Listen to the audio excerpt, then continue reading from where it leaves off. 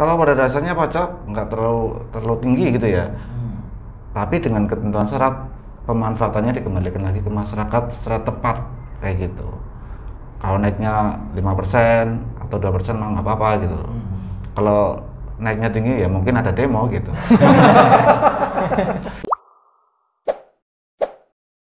Baik, assalamualaikum warahmatullahi wabarakatuh. Halo sahabat Geraha Kreatif, kembali lagi di podcastnya Geraha Kreatif. Kali ini kita sudah kedatangan tamu yang luar biasa, yaitu orang-orang yang telah memberikan penerangan luar biasa di daerah kita, di seluruh rakyat Indonesia.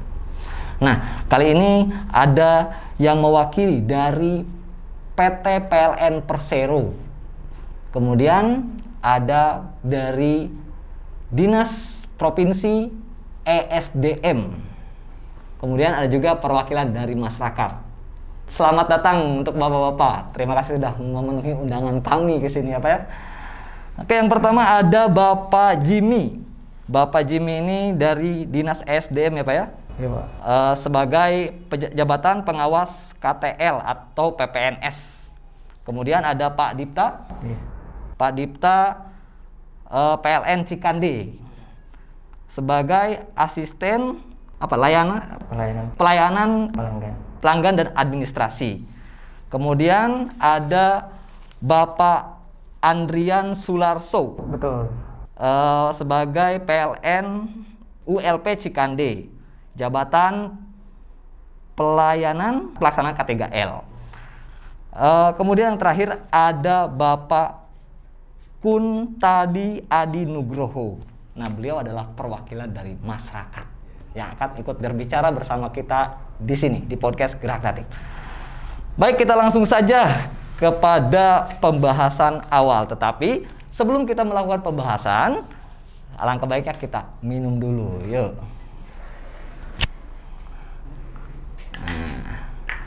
Oke, kita minum dulu, silahkan.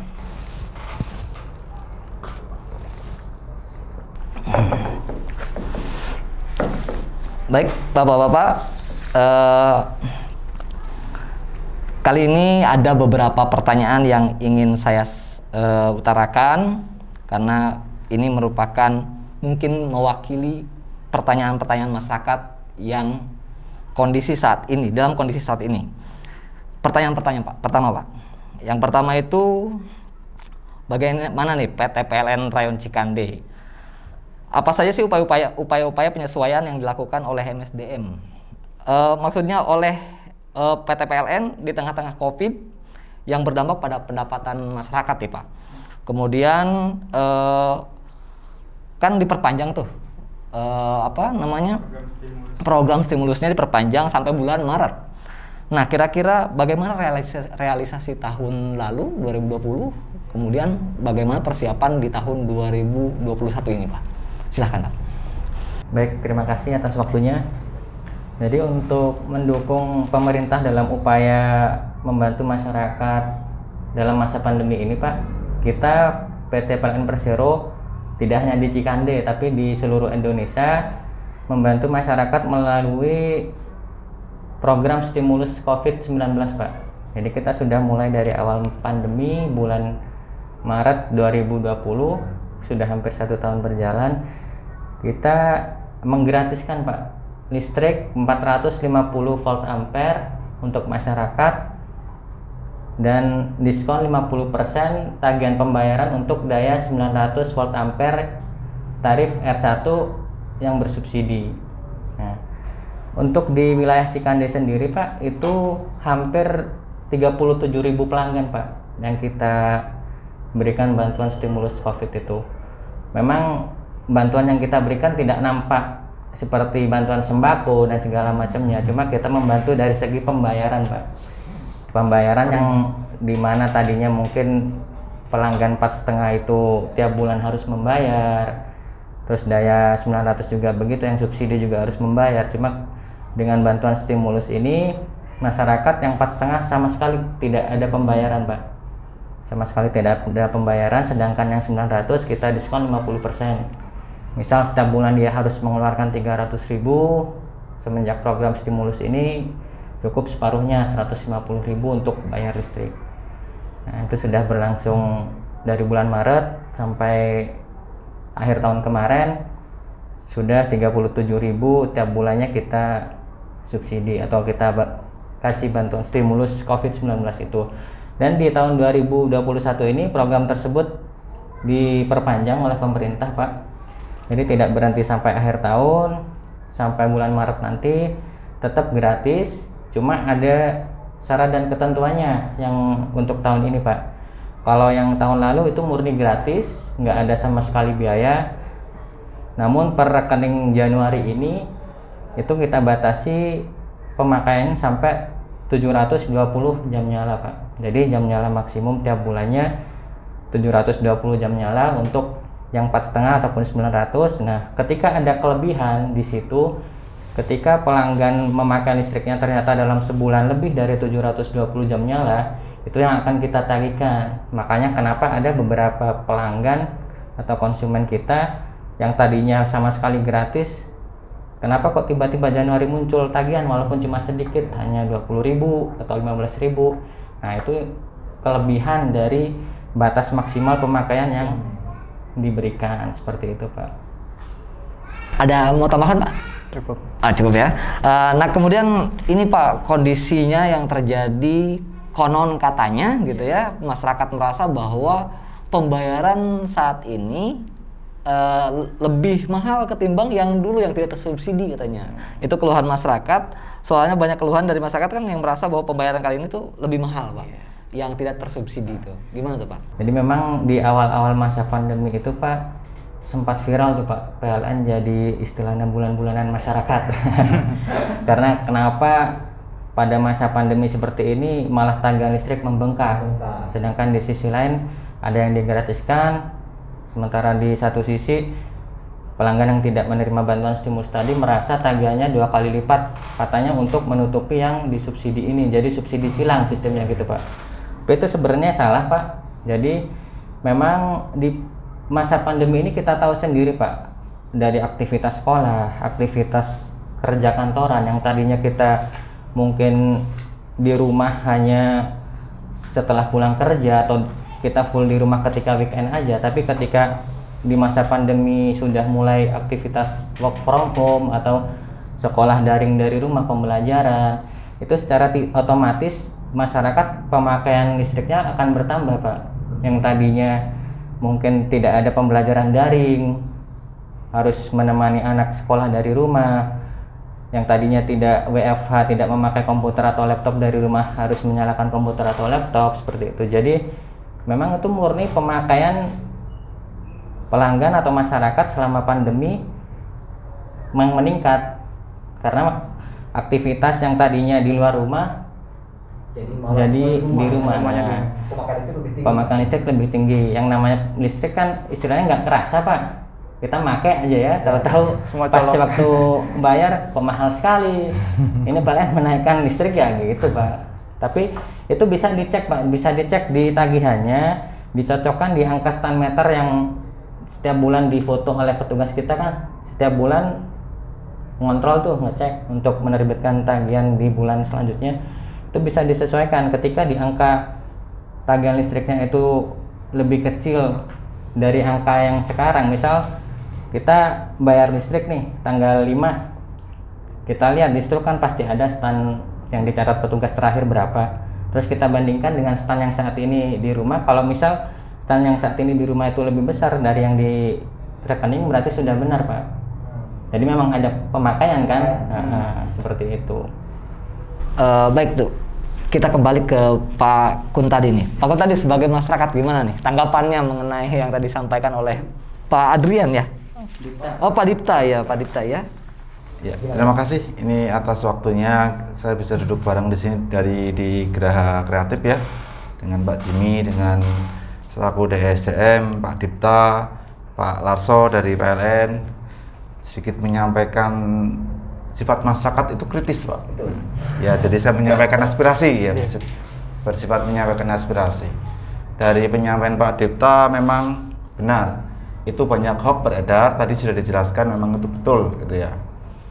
Cuman harapan saya ke depannya, di sini tadi ada bicara WFH gitu ya, sampai dampak DWFA itu kenaikan TDL, kenaikan pemakaian ya. Keinginan saya sebagai masyarakat dan konsumen, coba dari PLN memberikan edukasi tentang hemat energi, hemat biaya. Dulu kan pernah disampaikan program ini oleh pemerintah gitu kan. Seperti apa sih hemat energi? Bagaimana tata caranya? Kayak gitu kan. Nah, ketika hal tersebut diedukasikan secara publis ke masyarakat, masyarakat mengikuti, otomatis di situ akan ada penurunan pembayaran. Dengan adanya penurunan pembayaran, maka akan terjadi pengurangan pemakaian tenaga listrik. Nah, jadi di situ adalah hemat energi, hemat biayanya. Jadi kami memohon kepada PT PLN ULP Cikande, cobalah kita membuat brosur atau apa tentang hemat energi, hemat biaya, tata caranya. Syukur-syukur ada waktu bisa sosialisasi di tiap desa kayak gitu. Kita bersinergi gitu, Pak. Ya itu dulu. Nah, terkait bagaimana program yang dikatakan sama Pak Kun tadi, hemat energi, hemat listrik. Di Kementerian SDM itu sebenarnya ada program, Pak, namanya potong 10%. Jadi dari kita juga beberapa waktu lalu, tahun 2019, sempat sosialisasi bagaimana sih menghemat dari pemakaian listrik. Hemat berarti bukan tentu nggak dipakai ya Pak Kun tadi ya. Iya. Hemat bagaimana tipikal caranya. Nah, mungkin sebagai contoh, yang paling simpel itu adalah ketika colokan HP charger, sering mungkin di rumah ya terutama ya, nggak dicabut. Habis ngecas dicabut lagi. Ya itu kalau secara teknik kan masih tetap ada arus yang masuk. Itu Pak. Ujung-ujungnya biasanya ada fatal Pak ya, kalau nggak salah ya. Ada kebakaran atau bagaimana itu. Jadi itu Pak. Jadi kita sudah mensosialisasikan tahun 2019, 2020 itu kita nggak bisa Pak, karena semua anggaran dipangkas untuk COVID. Kemarin 2019 itu dari Dinas SDM Provinsi Banten sendiri ke SMA. Jadi ada kita ngundang perwakilan bagaimana penghematan energi. Energi dalam arti di sini yang paling domain kita adalah listriknya. Itu Pak. Jadi kita sudah sempat sosialisasi, 2020 sempat juga dianggarkan, tapi ya refocusing buat COVID. Jadi kita nggak jalan lagi. Atau tahun ini juga kami juga tidak ada kegiatan itu Pak. Jadi itu Pak. Jadi mungkin saran yang disampaikan Pak Kun tadi bagus. Nah kalau lebih bagus lagi dikerjasamakan dengan pihak PLN. Karena pihak PLN adalah yang di lapangannya Pak. Karena teman-teman kan mengetahui persebaran penggunaan listrik paling banyak di mana sih sebetulnya. Nah itu mungkin bisa di tracing ya. Ternyata misalnya itu pabrik, oh ya nggak mungkin ya. Misalnya di rumah tangga nih, oh rumah tangga di mana nih, di lingkungan mana nih. Nah itu bisa di tracing Pak, bisa dikasih edukasi begitu. Itu Pak. Iya baik. Luar biasa ya. Jadi banyak juga berita-berita yang memang tidak sesuai dengan faktanya ya, yang viral di media sosial ataupun di lingkungan masyarakat yang memang punya perasaan lebih mahal. Sebetulnya itu terjadi karena ulahnya sendiri mungkin ya, ngecas HP-nya nggak dicabut lagi ya. Karena anaknya nggak ngomong kalau nyolok lagi, habis main game biasa gitu. Nah, kemudian Pak, ini terkait tarif juga nih. Karena kebijakan Menteri Keuangan kan katanya mengenai pajak pada pembelian pulsa itu salah satunya itu token kan, pulsa ya. Nah itu katanya ada pajaknya. Nah kira-kira akan mempengaruhi ke tarif nggak sih Pak? Tarif pembayaran listrik tuh?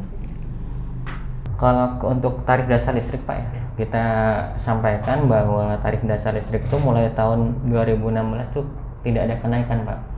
Jadi tetap untuk yang non subsidi itu Rp1.465 per kWh, sedangkan yang subsidi kurang lebih Rp625 per kWh. Jadi kita tidak ada kenaikan mulai 2016 sampai sekarang.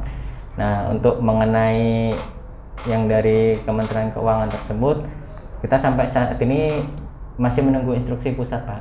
Jadi begitu pusat ada instruksi apa ya, kita sebagai unit terdepan melaksanakan seperti itu. Sampai saat ini belum ada sosialisasi ataupun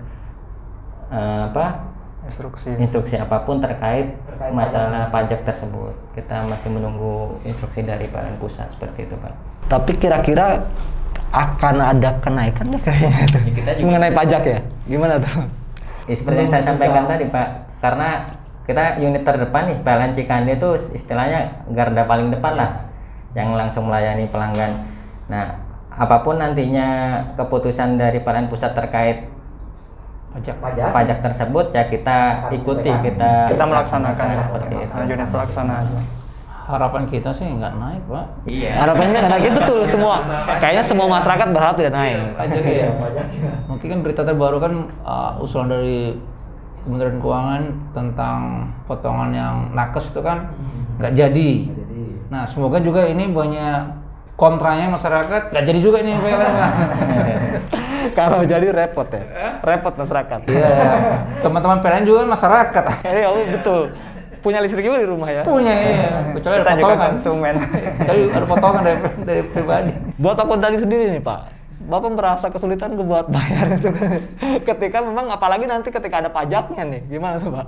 Iya, kalau saya sendiri sebenarnya mendukung ya kalau ada pajak. Asal itu nanti dikembalikan lagi untuk masyarakat yang tepat sasaran, kayak gitu loh.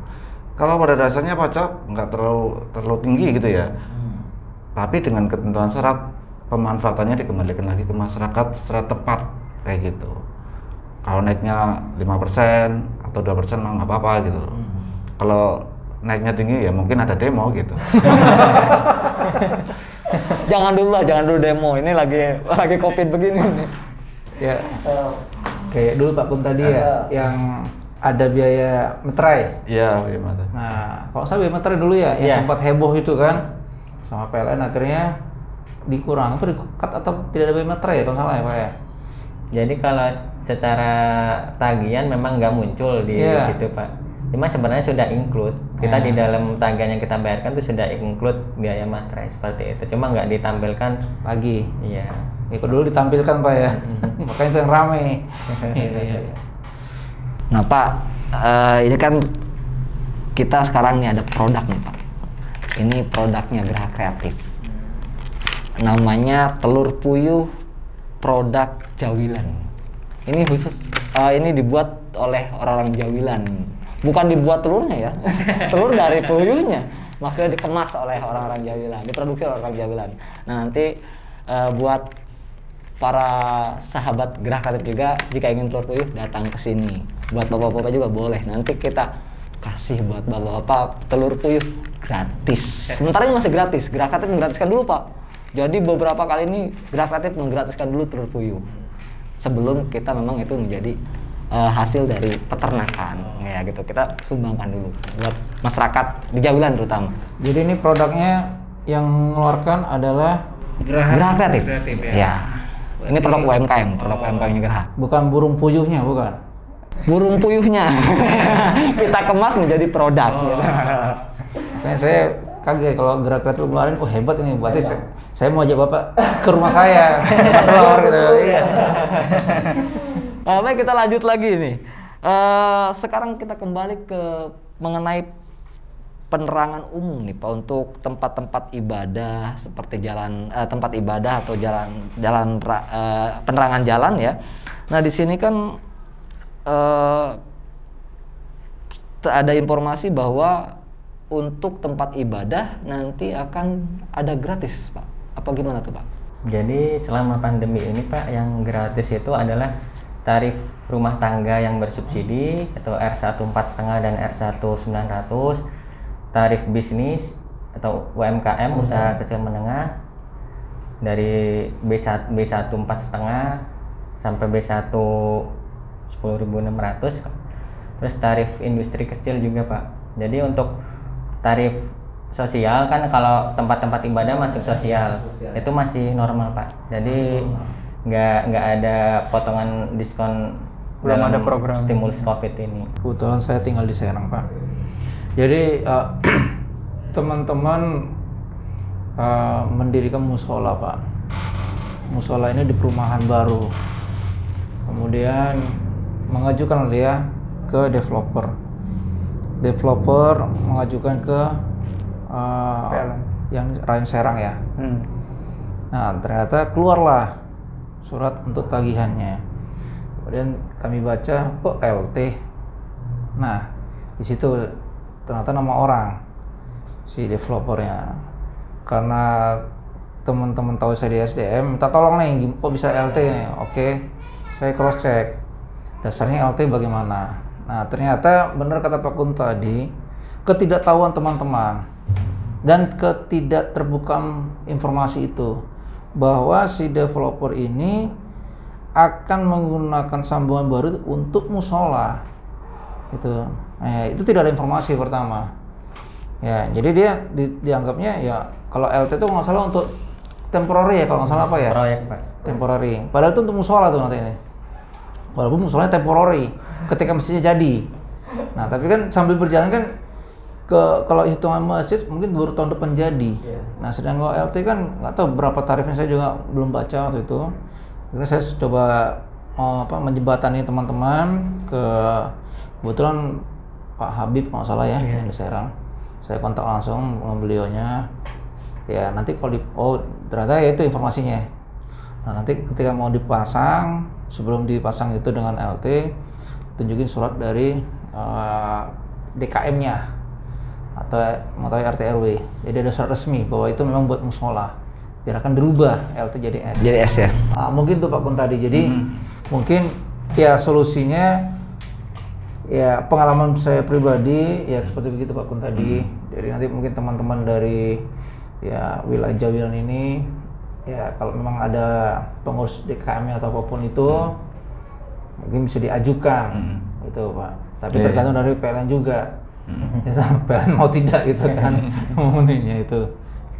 Ya kalau dari sisi PLN Pak, ya, seperti yang Bapak Jimmy sampaikan, kalau memang peruntukan di lokasi memang benar untuk musola, ngapain kita juga harus menghalang-halangi untuk memberikan tarif sosial. Jadi kalau memang Pak Kun tadi mendapati ada masjid atau musola yang masih tarif rumah tangga, silakan nanti didata, dilengkapi dengan permohonan dari DKM setempat untuk melakukan permohonan perubahan tarif dari RK sosial. Kalaupun itu masih atas nama pribadi, sekalian dirubah ke atas nama musola. Nanti dilampiri dengan foto musola tersebut, terus mengetahui dari surat pengantar kelurahan, kecamatan, kirimkan ke kita. Nanti kita bantu untuk proses perubahan tarifnya Pak, biar sesuai memang untuk peruntukan tempat ibadah atau sosial. Perlu foto lokasi juga ya Pak ya? Iya. Jadi untuk penguatan kan kalau istilahnya surat aja kan kurang kuat ya.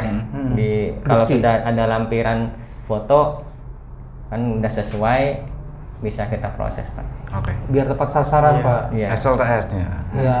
Jadi kalau taunya surat ternyata ada rumah ibadah, ada rumah juga. Nah nanti Nempel ya Pak ya? nempel. Nah, mungkin dulunya gitu Pak, satu parcel dengan rumah. Iya itu. Itu ceritanya saling berbagi itu ceritanya. Maksudnya berbagi subsidi gitu loh.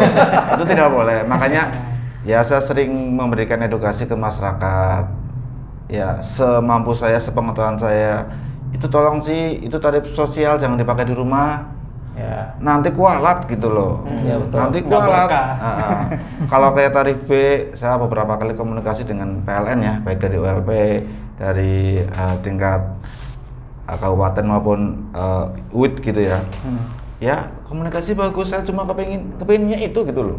Terus keduanya keinginan masyarakat, SLTS lebih tepat sasaran. Namanya subsidi langsung tepat sasaran. Tapi prakteknya jauh dari sasaran. Peninjauan ulang lah. Terus yang saya kayak UMKM, bener-bener UMKM tuh dibantu. Bukan UMKM yang dibikin baru ya? Baru dibikin dadakan. Kayak tahu bulat. Kalau nggak tepat sasaran tuh wajar lah Pak. Namanya orang mana? Kan ada angin, jadi minggir sedikit Pak. Ini yang mana amatiran, lebih banyak melencengnya daripada tepatnya kayak gitu. Melencengnya jauh. Contoh kayak tarif P gitu ya. Seperti tadi dikatakan untuk penerangan ya, saya juga sangat miris sekali menindaklanjuti ini. Itu kebetulan di tempat saya walaupun kampung kecil sudah ada PCU.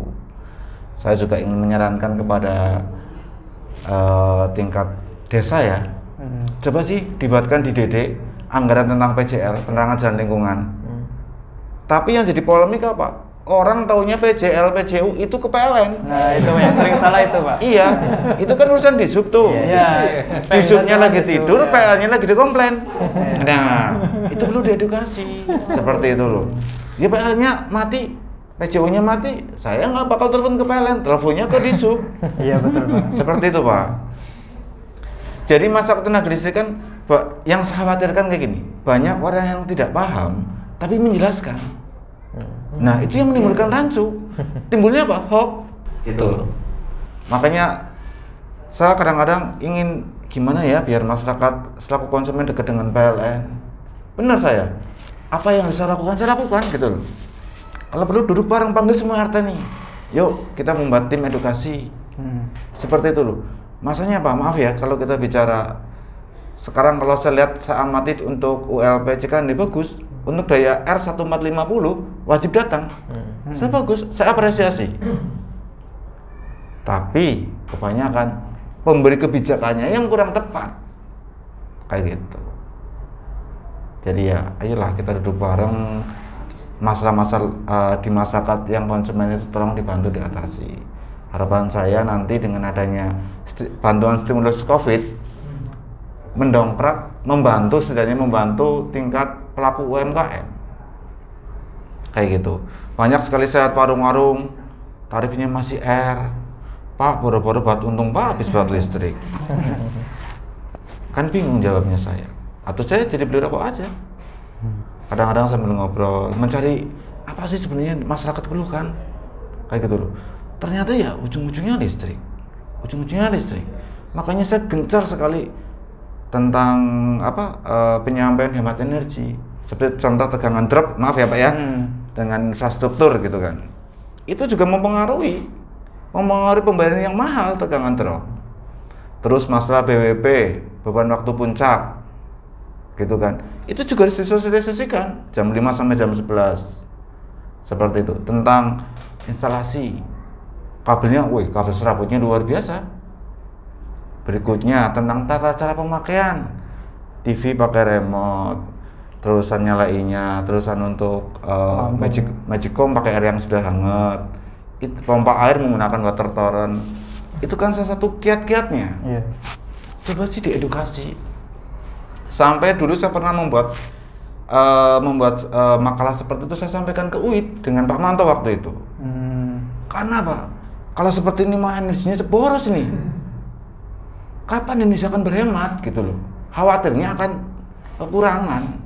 Kalau punten Pak, kalau sekarang nggak usah hemat, padahal over supply. Bingung mau lebar kemana? Nggak usah hemat. Maksudnya kalau hemat kan, hemat energi kan jadi biayanya hemat gitu loh. Hemat itu personalnya. Jadi mungkin bisa disampaikan ya untuk dari masyarakat. Masyarakat itu membutuhkan sentuhan-sentuhan PLN, banyak sentuhannya. Tentang publikasi, tentang pendaftaran, tentang biaya sebenarnya berapa penyambungannya, tentang TDL-nya seperti apa, hemat energinya seperti apa, mekanismenya seperti apa gitu. Jadi perlu ada komunikasi yang intens sebenarnya. Makanya insya Allah nanti ketika di Pasir Buyut ada BUMDes, saya akan memprioritaskan itu. Karena apa? Kebutuhan listrik ada kebutuhan primer. Seperti itu. Seperti ini maaf ya. Sebulan berapa? Sebulan berapa ya? Ini masih R loh. Masih R. Nah, kita belajar. Nggak usah jauh-jauh di sini aja lah. Nggak usah jauh-jauh. Seminggu 2 kali, 2 minggu sekali ya bisa ngisi. Nah, nggak usah jauh di sini aja, buktinya ada gitu kan. Karena apa? Awamnya komunikasi. Kurangnya komunikasi. Jadi kalau bisa bagian pemasaran, bagian pemasaran mempunyai tim melakukan edukasi ke desa-desa, pembelajaran, penyambungan baru, harganya variatif Pak. Ada yang untungnya sampai 60% dari PP-nya, biaya penyambungannya. Wih, ngeri juga ini. Jadi kan informasi minim gitu loh. Jadi kesan masyarakat ke PLN itu ribet. Padahal nggak ribet ya Pak Dipta ya. Iya. Saya kalau sana dikasih kopi, dikasih apa, enak.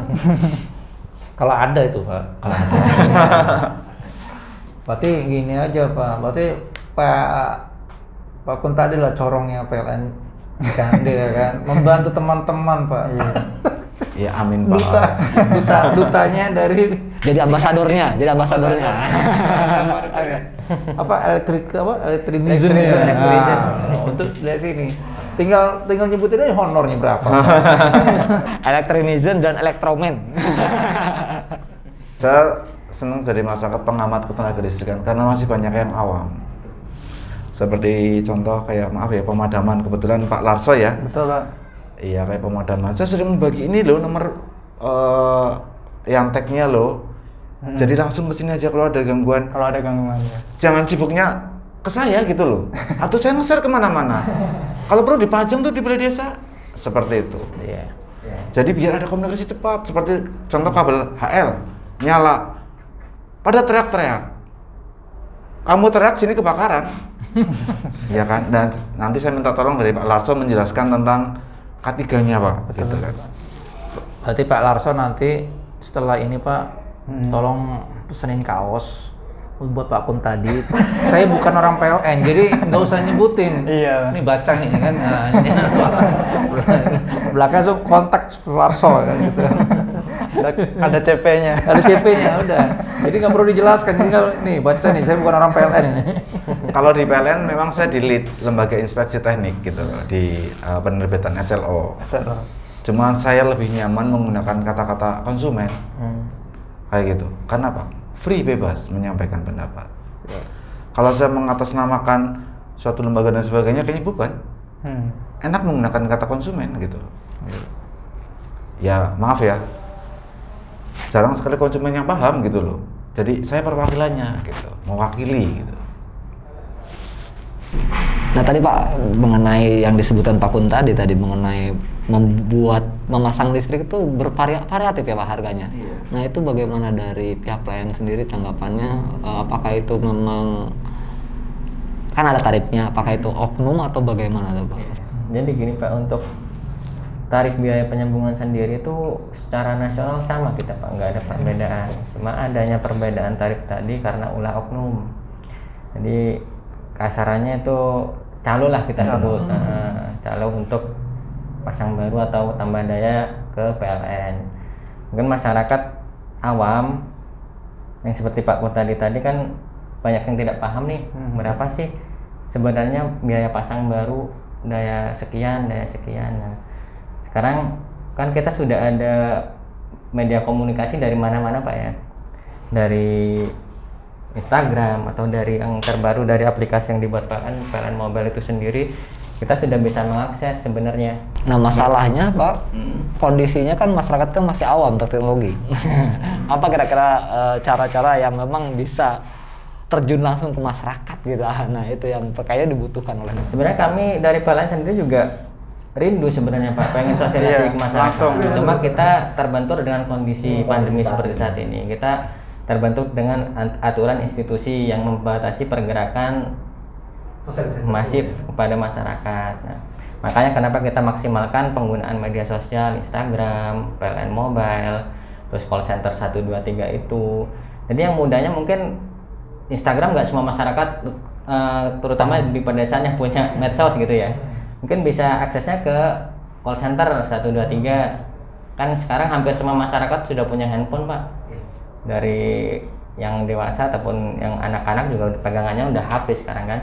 Jadi bisa dimanfaatkan call center PLN 123, di situ ada operator yang siap melayani 24 jam, bisa menanyakan juga berapa biaya pasang baru daya berapapun dilayani, dan itu udah standar nasional Pak, nggak ada perbedaan kalau udah ke call center nanya. Mungkin yang banyak masyarakat terjebak mungkin ke orang lapangan. Jadi kan orang-orang lapangan, kita sebutnya instalatir itu kan, mereka mengira itu orang PLN. Jadi sebenarnya mereka mungkin hanya rekanan kerja gitu, rekanan kerja dari PLN, bukan orang PLN. Kalau ingin menanyakan hal-hal masalah pasang barunya berapa, biayanya itu ya yang paling mudah dari call center 123 atau langsung datang ke kantor PLN terdekat, bertemu langsung dengan kita gitu. Berarti itu masalahnya kan di yang memasang itu ya. Yeah. Nah untuk memangkas itu, apakah tindakan-tindakan PLN yang memang dilakukan? untuk memangkas yang terjadi kayak misalnya tadi kan saya mau memasang listrik, kemudian ada orang yang datang kan, yang saya ini kan, dan itu berarti oknumnya kan. Apakah itu bagian dari PLN juga atau memang itu tadi hanya sebatas yang mengajukan aja gitu Pak? Itu kan berarti dari PLN juga yang memang ininya, bukan? Jadi gini Pak, kita ada rekanan kerja di bagian penyambungan. Nah, di bagian penyambungan mereka vendor kita, rekanan kerja kita pihak ketiga ya, yang melayani masalah penyambungan pasang baru ini. Nah, mereka lah istilahnya kepanjangan tangan PLN. Mereka yang menyambung KWH meter itu terpasang di rumah-rumah pelanggan yang sudah melakukan pasang baru ataupun tambah daya. Nah, adapun masyarakat ini kan taunya mereka orang PLN seperti itu kan. Nah, memang kita susah Pak menjelaskan istilahnya bahwa mereka hanya rekan kerja gitu. Cuma karena yang sering interaksinya dengan pelanggan yang mereka, berarti alangkah lebih baiknya langsung ke sana ya, ketimbang sama yang tadi hanya sebatas penyambung tangan. Selain itu, biasanya di masing-masing daerah Pak Kun tadi juga paham lah, ada istilahnya pemain atau oknum ya Pak ya di wilayah masing-masing gitu. Di wilayah masing-masing, Jawilan, Popus segala macam tuh ada satu orang yang istilahnya dia terkenal sebagai tukang listrik gitu aja, anggapnya biasanya. Kalau masyarakat tukang listrik aja gitu. Kenalnya si A ini udah biasa ngurusin PLN, jadi dia percaya banget sama orang ini. Lebih dekat ke masyarakat kadang gitu. Kita juga istilahnya nggak bisa lah Pak memutus mata rantai rezeki orang gitu kan ya. Apa kita perlu mengeluarkan surat edaran segini kan nggak mungkin juga seperti itu ya. Nah, jadi bagi masyarakat yang mungkin ingin berarti itu karena jasanya yang bikin besar itu ya, karena menjual jasanya. Kita berlepas diri lah Pak, itu mereka sebut jasa atau apalah.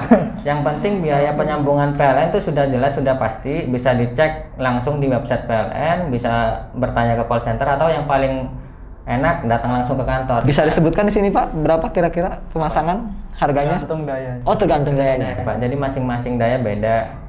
4,5 berapa? Untuk lebih pastinya langsung cek aja ya, nggak bisa sebutin di sini. Kalau itu bisa saya bantu. Kalau untuk daya 450 itu untuk semua golongan itu 425 tarik untuk biaya BP-nya di luar SLO, di luar JIL dan sebagainya. Itu BP ya, biaya penyambungan. Terusan untuk 900 850 BP-nya doang, di luar SLO dan JIL kayak gitu kan. Nah, biasanya ya ada sisi harga di SLO dan JIL sebenarnya kayak gitu. Berarti harga para itu tergantung pemasangan ya, dayanya ya. Variasi. Tergantung daya yang dibutuhkan, kontrak kerjanya. Terkait itu berarti Pak, peran Bapak di ESDM nih. Berarti kan tadi mengenai berarti harus ada aturan-aturan tertentu atau gimana Pak kira-kira untuk menangani orang-orang peristiwa-peristiwa yang terjadi seperti itu Pak? Biasanya kalau di ESDM sendiri. Jadi, apa tanggapannya kira-kira Pak? Jadi kalau dari kami Pak, adanya laporan atau pengaduan aja Pak dari masyarakat. Kalau masyarakat mengadu? Ya, baru kita terkait yang ini kan Pak, yang untuk rumah ibadah itu ya. Ya, ketika ada masyarakat mengadu, baru kita bisa melayani Pak. Kita coba menjembatani saja Pak. Karena kan kembali lagi ke PLN semuanya itu Pak. Jadi kita benar seperti Pak tadi, kita hanya memberikan penjelasannya bahwa untuk tarif R1, B1 ini loh buat siapa aja. Jadi kembali kalau misalnya mereka kejadian yang saya alami, ya coba menjembatani gitu Pak. Jadi kemudian nanti apa hasilnya itu PLN yang ini. Berarti yang tadi termasuk dalam pengawasan juga nggak Pak? Yang peristiwa yang semacam tadi itu? Kalau ya bisa juga pengawasan sih Pak. Mengenai harga yang variatif tadi. Harga yang pemasangan tadi masuk ke ini enggak ya? Kita nggak sampai itu ya, nggak ada pengawasan lebih sampai ke sana ya Pak ya? Kami sampainya kalau ketika dari pelanggaran dari konsumen yang dilakukan sama konsumen, kemudian dari PLN sendiri akan melakukan penindakan. Biasanya kebetulan saya kan PPNS Pak ya. Biasanya kalau nggak tahu kalau di Banten ini ya Pak ya, dia akan mengajak kami sebagai PNS untuk melakukan penyidikan itu Pak di P2TL-nya itu Pak. Itu. Iya, obrolan tadi cukup menarik ya mengenai bagaimana tarif dan lain-lain ya kita udah bahas tadi. Nah sekarang adalah terakhir nih untuk bapak-bapak bintang tamu kita, closing statementnya. Nah pertama mungkin saya akan persilahkan pada Bapak siapa dulu ya? Pak Jimmy dulu deh. Pak Jimmy dulu, silahkan Pak sebagai perwakilan dari ESDM. Terima kasih Pak Moderator. Jadi closing statement kami adalah gunakanlah secara bijak akan tenaga listrik ini, karena kembali lagi kepada kita, semakin kita tidak bijak semakin akan berpengaruh kepada pengeluaran kita. Itu aja. Terima kasih. Ya, itulah statement dari Pak Jimmy. Nah, sekarang kita akan beralih pada Pak Dipta Kurniawan. Silahkan Pak. Ya, baik elektrician dan PLNer sekalian yang menyaksikan podcast Gerak Kreatif ini ya. Jadi sekarang pelayanan PLN semakin mudah. PLN hadir di tengah-tengah masyarakat. Apapun yang diinginkan masyarakat mengenai listrik, silakan langsung bisa akses di call center 123 atau melalui aplikasi kita PLN Mobile, atau bisa langsung datang ke kantor PLN. Jadi kita dari PLN berusaha hadir di tengah-tengah masyarakat, membantu masyarakat, memberikan informasi yang seluas-luasnya mengenai listrik. Terima kasih. Baik, sekarang kita beralih pada Pak Andrian Sularso. Closing statement-nya silahkan Pak.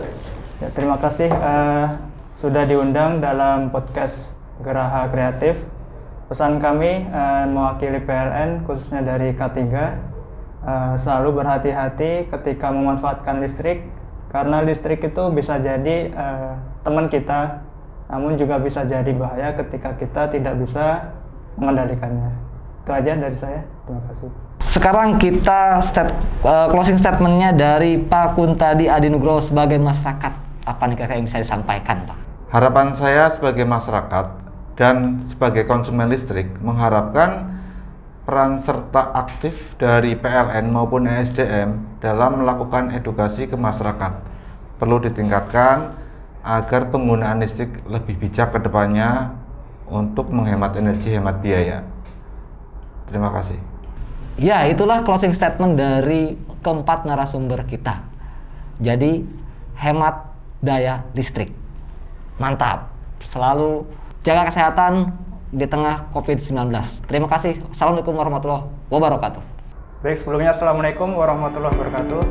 Perkenalkan, saya Andrian Sularso dari PLN WP Cikande. Terima kasih atas kesempatannya dari Rumah Geraha Kreatif telah memberikan kesempatan untuk sosialisasi hari ini. Di sini saya akan mensosialisasikan bahaya listrik. Bahwasanya kita ada aset yang cukup berbahaya di sekitar masyarakat, yaitu kabel 20 kV.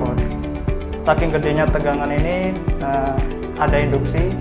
Jadi sebelum nyampe di kabel 3 ini yang 3 pas, itu sudah bisa tersengat listrik.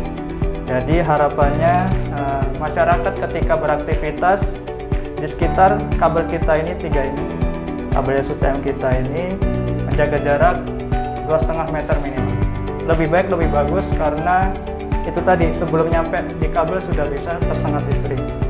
Jadi adapun beberapa kegiatan yang cukup membahayakan, yaitu salah satunya memasang antena terlalu tinggi sehingga mendekati kabel seperti ini ya, sehingga dimungkinkan bisa tersengat listrik.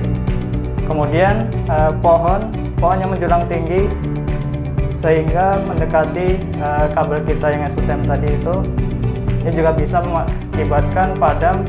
Dan yang lebih bahayanya lagi, ketika kabel ini tidak padam, pohon ini sudah menyentuh, maka ini pohon sudah bisa mengalirkan listrik. Takutnya pohon yang menyentuh tadi itu disentuh oleh warga sehingga mengakibatkan tersengat listrik. Kemudian yang nggak kalah penting juga, kemarin marak ya adanya bermain layang-layang. Selain membahayakan, juga sangat merugikan warga sekitar, karena ini sangat berpotensi untuk terjadinya padam ya kemarin. Dan lebih parahnya kemarin ketika sudah menyangkut, ditarik oleh warga sekitar, akhirnya timbul ledakan. Dan itu dibahayakannya lagi ketika kondisinya basah setelah hujan. Itu sangat berbahaya. Jadi menghimbau buat warga semuanya, Electrizen, ketika beraktivitas di dekat kabel kita yang 3 ini, mohon menjaga jarak aman 2,5 meter. Sekian dari kami. Assalamualaikum warahmatullahi wabarakatuh.